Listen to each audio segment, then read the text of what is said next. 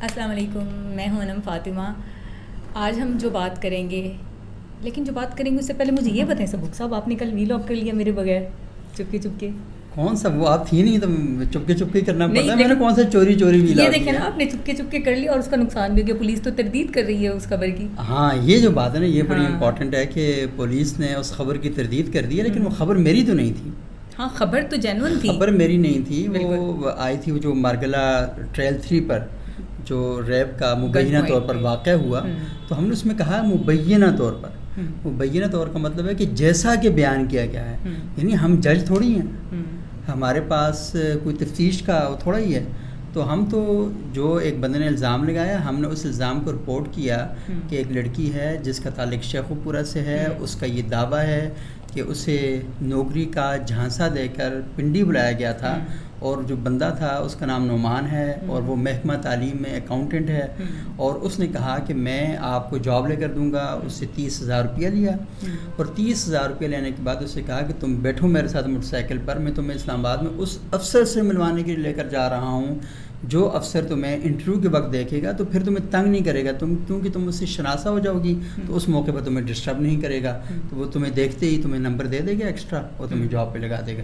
اچھا، اول تو کرپشن یہ ہے کیا کہ ایک لڑکی 30,000 روپیہ رشوت دے کر اور پھر ساتھ اس لیے ملنے کے لیے آ رہی تھی کہ اس نے محکمہ تعلیم میں فراڈ کر کے انٹر ہونا تھا، جاب لینی تھی، تو یہ کر کے آ رہی تھی. لیکن انفلیشن اتنی زیادہ ہے، انپلائمنٹ اتنی زیادہ ہے. اس معاملے کو میں سائڈ پہ کر دیتا ہوں، کیونکہ پاکستان میں کون سا باقی معاملات جو ہیں 100% درست ہو رہے ہیں، اگرچہ کہ یہ بات اصولاً غلط ہے، میرٹ کی خلاف ورزی ہے، اور پاکستان کے آئین کی، قانون کی، محکموں کی خلاف ورزی ہے.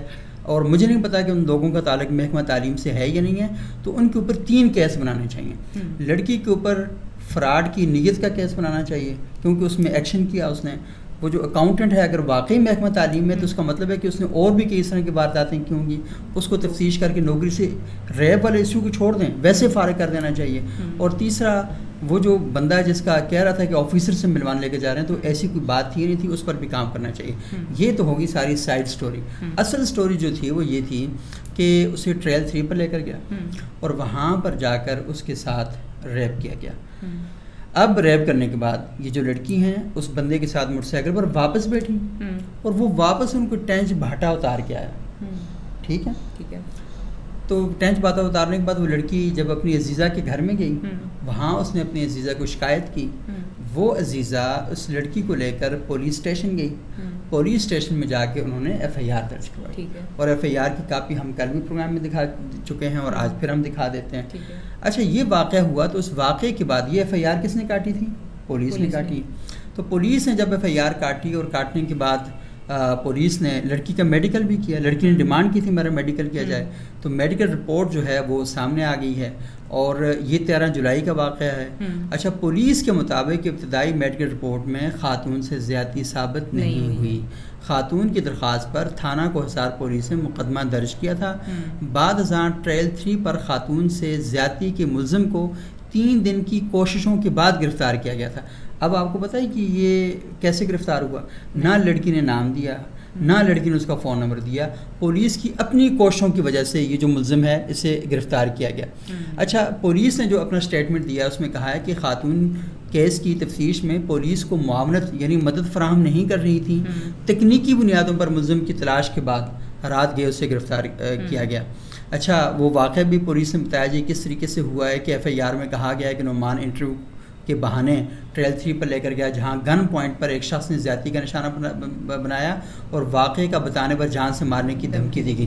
اچھا، وہاں پہ آپ کو پتہ ہے کہ پولیس بھی موجود ہوتی ہے، لیکن وہاں جو زیادہ ڈیوٹی ہوتی ہے وائلڈ لائف جو ہے محکمہ اس کے اہلکاروں کی ہوتی ہے. تو انہوں نے کہا جی کہ پولیس ان سے کوآپریٹ کر رہے ہیں پولیس سے، لیکن وائلڈ لائف مقامی پولیس کو تفتیش میں تعاون تو کر رہا ہے، لیکن یہ اس کی ڈیوٹی نہیں ہے کہ وہ اس طرح کی سرگرمیوں کو جا کے وہ وہاں جانوروں کو دیکھ رہا ہوتا ہے نا. یہ جو انسان نما بھیڑیے درندے وہاں چلے جاتے ہیں نا، تو یہ وائلڈ لائف میں نہیں آتے، کیونکہ ان جانوروں کو دیکھنے کے لیے ایک اور محکمہ قائم کیا گیا ہے. تو وہ جا کے اس طرح کے واردات کرتا ہے. اور یہ اس طرح کے جانور آپ کو پتہ ہے F9 پارک میں بھی آگے تھے، جہاں پر ایک لڑکی کا ریپ کیا گیا تھا، اور نتیجے کے طور پر پھر ان جانوروں کو گولیاں ماری گئی تھیں. تو یہ سوسائٹی کو انسان کا بچہ بنانے کے لیے قانون موجود ہوتا ہے. لیکن یہاں پر ایک بڑی خوفناک بات ہے نا کہ اب وہ لڑکی پولیس سے تعاون نہیں کر رہی. اور ہمارے ایک جرنلسٹ دوست ہیں اور ان کا نام شاہد عباسی ہے. انہوں نے کہا کہ ان کی جو متاثرہ لڑکی اس سے بات ہوئی ہے اور اس لڑکی کا کہنا تھا کہ پولیس ملزم کا نمبر مانگ رہی ہے, میں نہیں دے رہی, ورنہ وہ اسے اطلاع کر دیں گے اور وہ ضمانت کروا لے گا, میں اسے ہر حال میں گرفتار کروانا چاہتی ہوں. اچھا اب یہاں پر ایک دفعہ رکیں. لڑکی کی بات میں بقول شاہد عباسی جو وی نیوز میں اس وقت جرنلزم کر رہے ہیں, ان کا یہ کہنا ہے کہ پولیس ملزم کا نمبر مانگ رہی ہے. تو مجھے بتائیں کہ پولیس کو ایف آئی آر کس نے جا کر دی؟ لڑکی نے. تو لڑکی کو نمبر دینا چاہیے تھا, نہیں دینا چاہیے تھا؟ دینا چاہیے تھا. اچھا کہتے میں نہیں دے رہی, تو آپ اگر پولیس کو نمبر نہیں دیں گے تو پھر کسے جا کر دیں گے آپ نمبر؟ یا تو پھر ایف آئی آر ہی نہ کراتی نا. ہاں ایف آئی آر نہ کراتی. اچھا نہیں, وہ اس کو کروانی چاہیے, اس کا حق بنتا ہے کہ آپ جو بھی معاملہ ہو جا کے ایف آئی آر کروائیں. اچھا ورنہ پولیس اسے اطلاع کر دے گی. اس کا مطلب ہے کہ لڑکی یہ سمجھتی ہے کہ پولیس اس ملزم کے ساتھ ملی ہوئی ہے. تو وہ کیسے ملی ہوئی ہے؟ اتنا بڑا الزام پولیس پر کیسے لگا رہی ہے؟ اور وہ ضمانت کروا لے گا. ضمانت تو کروائی جا سکتی ہے, آپ کو پتہ ہے تو قانون میں اس کی پرمیشن ہے. کہتی ہے میں اسے بہرحال گرفتار کروانا چاہتی ہوں. یہ بڑا امپورٹنٹ پوائنٹ ہے کہ پولیس کو نمبر نہیں دے رہی, گرفتار کس نے کرنا ہے؟ پولیس نہیں کرنا. تو مطلب جب آپ پولیس کو نمبر نہیں دے رہے تو پھر گرفتار پولیس نہیں کرے گی تو کوئی اور محکمہ بھی ہے پاکستان میں جو گرفتار کرتا ہے؟ تو پروسیس تو سٹارٹ ہی نہیں ہوگا. تو اس کا پروسیس سٹارٹ ہی نہیں ہوگا. تو اس کا مطلب کیا ہوا ہے کہ ایک تو یہ ہے کہ جو یہ بات کر رہی ہیں کہ پولیس اس کو بتا دے گی. مجھے بتائیں کہ وہ جو ملزم ہے وہ کوئی ان پڑھ آدمی تو نہیں ہے نا, پڑھا لکھا آدمی ہے. وہ ٹی وی چینل بھی دیکھ رہا ہے, وہ خبریں بھی دیکھ رہا ہے, وہ سوشل میڈیا پر بھی موجود ہے. آخر محکمہ تعلیم میں اکاؤنٹنٹ ہے نا, تو کیا وہ یہاں سے ساری چیزوں کو نہیں دیکھ رہا کہ وہ یہ کرے؟ تو اصل میں انم سب گول مال ہے بھائی, سب گول مال ہے. تو اصل میں یہ کہانی چل رہی ہے. کیا وہ ویمن کارڈ پہ کری ہے یا وہ actually you think she is under pressure? اور یہ تو تحقیق ہونی چاہیے, ساری چیزیں ہونی چاہیے. اگر وہ اس کو تھریٹ کوئی کر رہا ہوتا نا تو وہ پھر پولیس کے پاس ایف آئی آر درج کرنا چاہتی. اور بقول خود اس کے تھریٹ تو اس کو کر دیا گیا تھا نا. اس سے کہا گیا کہ اگر تم نے اس واقعے کا کہیں بھی ذکر کیا تو ریپ اس کے ساتھ بقول اس کے گن پوائنٹ پہ کیا گیا تھا, اور اگر تم نے کہیں ذکر کیا تو ہم تمہیں مار دیں گے. تو نہ وہ گن پوائنٹ سے ڈری, نہ وہ کیا کہتے ہیں جان کی دھمکی سے ڈری, وہ سیدھی پولیس اسٹیشن گئی اور پولیس میں جا کے اس نے ایف آئی آر درج کروائی.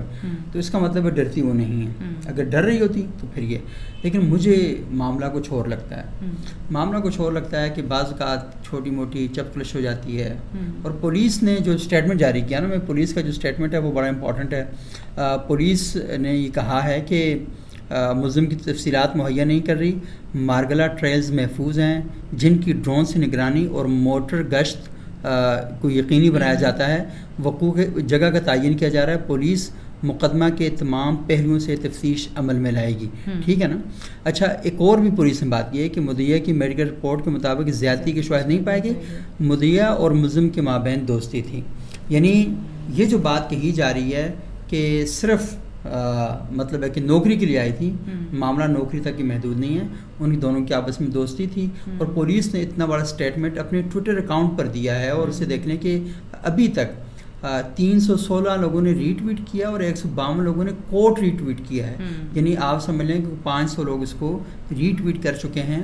اور بنیادی طور پر بات یہی ہے کہ آپس میں تعلق ہوتا ہے اور بعض کا چیزیں جو ہیں وہ سیٹ نہیں ہو پاتی, یا کچھ خلاف ورزی ہو جاتی ہے, کوئی لڑائی جھگڑا ہو جاتا ہے, تو فوری طور پر عورت کارڈ جو ہے وہ نکل آتا ہے. اور بڑی آسانی کے ساتھ آپ عورت کارڈ استعمال کرتے ہیں. اور عورت کارڈ کا سب سے بڑا نقصان بعد میں عورتوں کو ہوتا ہے, اور ان عورتوں کو ہوتا ہے جو بیچاری اپنی جدوجہد کر رہی ہوتی ہیں, وہ ہریسمنٹ کو فیل کر رہی ہوتی ہیں, ان کے ساتھ ریپ کے واقعات ہوتے ہیں. ایسی لڑکیوں کو اگر آپ عبرت کا نشانہ نہیں بنائیں گے تو پاکستان میں ان جینون عورتوں کے ساتھ ظلم ہوگا اور زیادتی ہوگی. اور آپ نے دیکھا کہ کل والے ویلاگ میں میں نے صرف یہ والا واقعہ نہیں بیان کیا تھا, میں نے راولپنڈی کا ایک واقعہ بیان کیا, اور آج اتوار تھا, اس لڑکی کا چہرم تھا جس راولپنڈی کی لڑکی کا میں نے بتایا تھا آپ کو کہ اسے 8 مہینے پہلے اغوا کیا گیا. اور پولیس کی طرف سے سستی کا مظاہرہ کیا گیا, اور وہ لڑکی عید سے 1-2 دن پہلے باہر آئی تھی واپس, اور اس کو نشہ اتنا زیادہ دیا گیا تھا کہ وہ بیچاری اندر سے بالکل تباہ و برباد ہو گئی تھی, اور اس کا انتقال ہو گیا. میرے پاس اس کی تصویریں ہیں, اس کی فیملی سے میرا رابطہ ہے. وہ جس وقت کہیں گے اس اسٹوری کو میں سامنے لے کر آؤں گا. لیکن آج اس لڑکی کا چہرم تھا اور مجھے انہوں نے بلایا, میں خیر نہیں جا سکا اس کے چہرم کی تقریب پر ایک اور مصروفیت کی وجہ سے.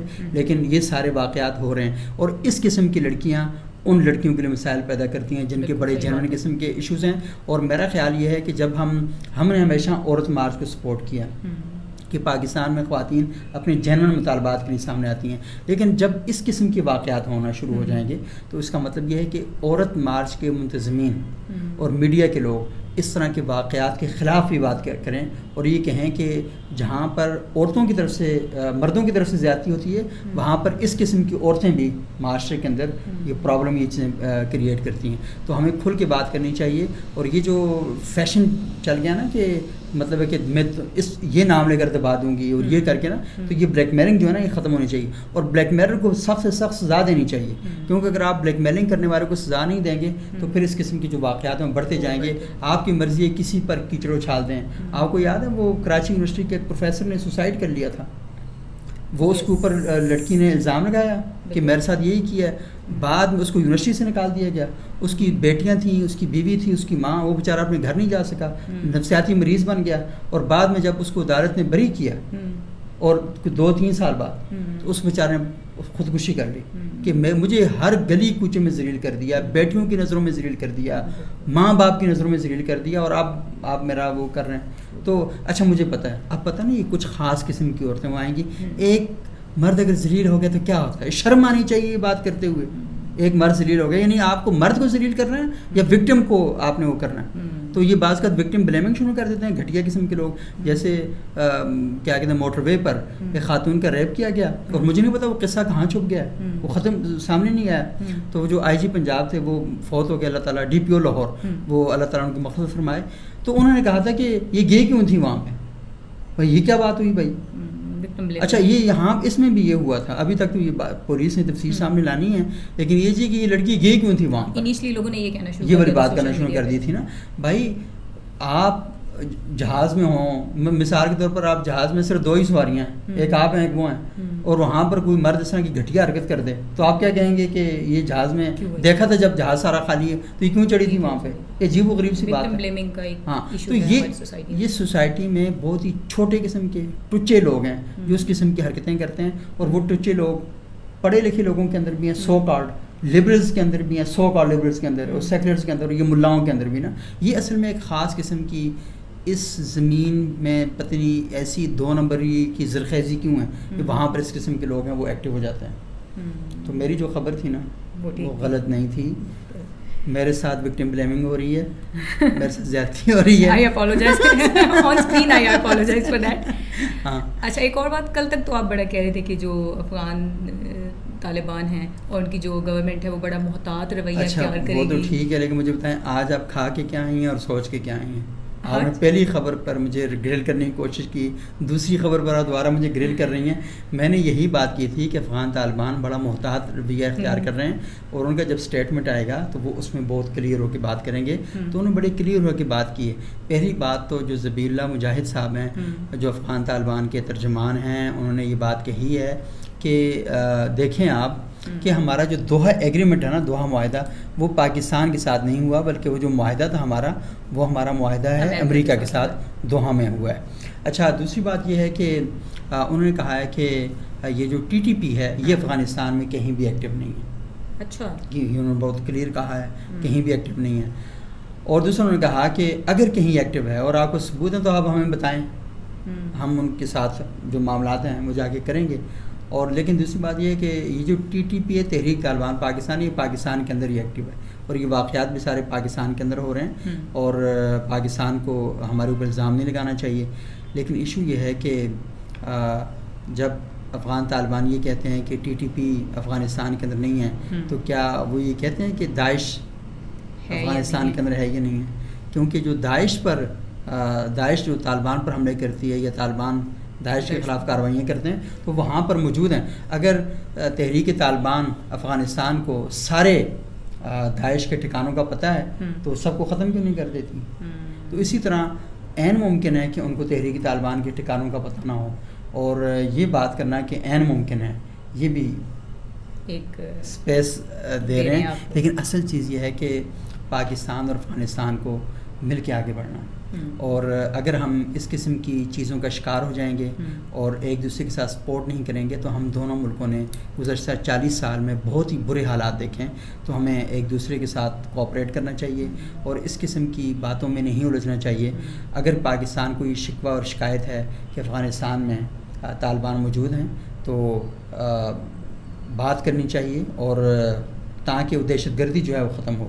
کیونکہ افغان طالبان بھی 40 سال سے لڑ رہے ہیں، پاکستان بھی 40 سال سے ساری چیزوں کو بھگت رہا ہے. تو کب تک آپ ان معاملات کو لے کر آگے چلیں گے؟ اور آج آپ کو پتہ ہے کہ وزیر اعظم نے ایک بڑی امپورٹنٹ ملاقات کی ہے، اور وہ ملاقات انہوں نے کی ہے جو ایران کے کیا نام ہے سیاسی اور عسکری قیادت ہے، ان سے ملاقاتیں کی ہیں، اور وہاں پر دونوں نے یہ طے کیا کہ جو دہشت گردی ہے یہ ایک مشترکہ خطرہ ہے.